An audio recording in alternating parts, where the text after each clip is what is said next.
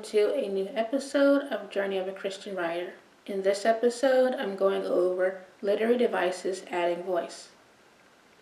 There are different types of literary devices that can help with adding voice, just as there is with adding style or adding color.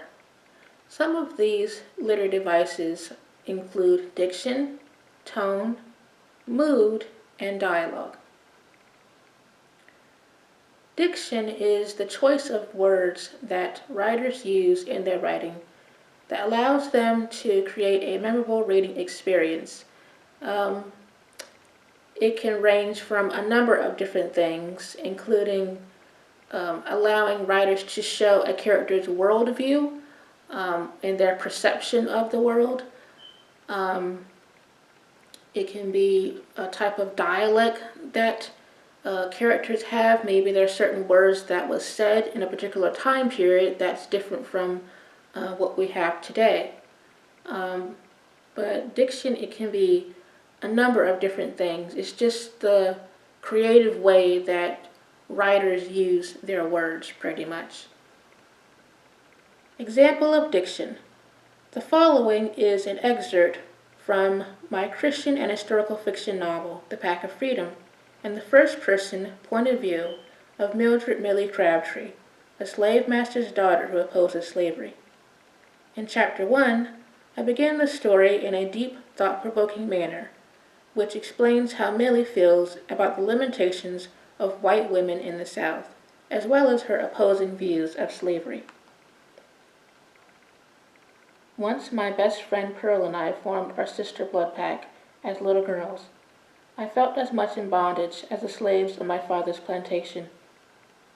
Rather than accept life as it was, I wanted the freedom to explore the world, live my dreams, and grasp the pleasures of life, liberty, and happiness.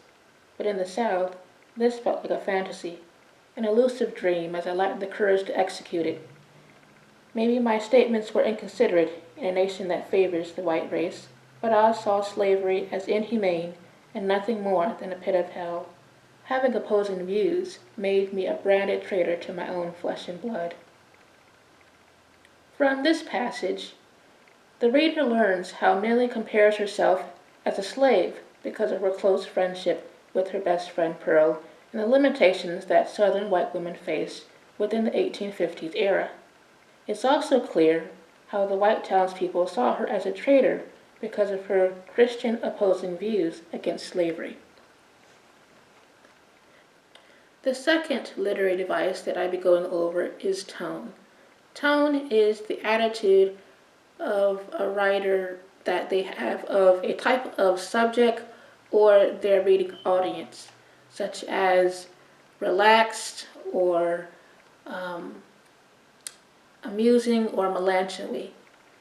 In other words, tone is whatever mood that a writer is in while writing a piece of work. The third literary device that I'll be going over is mood. Mood is the emotional atmosphere in a literary work. As I mentioned in a previous episode about settings, mood can also be shown by one's setting descriptions. Example of mood. The following is an example of creating mood through one's setting description.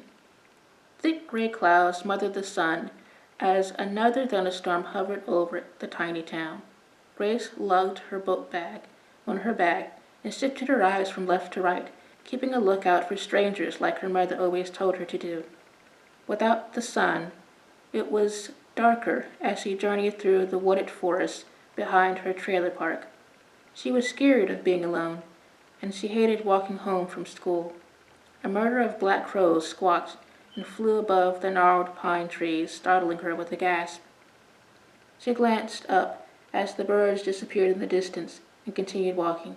Thunder rumbled through the darkness and mingled with her pounding little heart. Fear was her companion ever since her classmate Tammy was found dead in the lake. She started having nightmares of getting kidnapped by someone. Grace gulped and clutched her library book. Feeling as if she was followed, she blinked and squinted through the misty fog from whence she came. An unknown man's shadow loomed toward her. It was the killer. It had to be him. Adrenaline pumped through Grace's veins as she rushed down the pathway to her home. In this example, I showed Grace's fear and set the serious mood of murder and kidnapping through the setting's environment. And finally, the last literary device that I'm going over is dialogue. Dialogue is the conversation of two or more characters in a story. Dialogue can also be characters' body language or the actions that they take within different scenes in a story.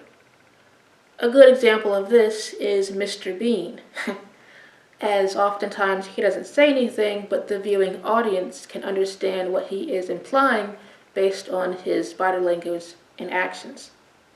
Alright, this concludes my episode for today. If you like this episode, then give it a thumbs up and subscribe for more future videos if you haven't already for Journey of a Christian Writer. Until next time, happy writing.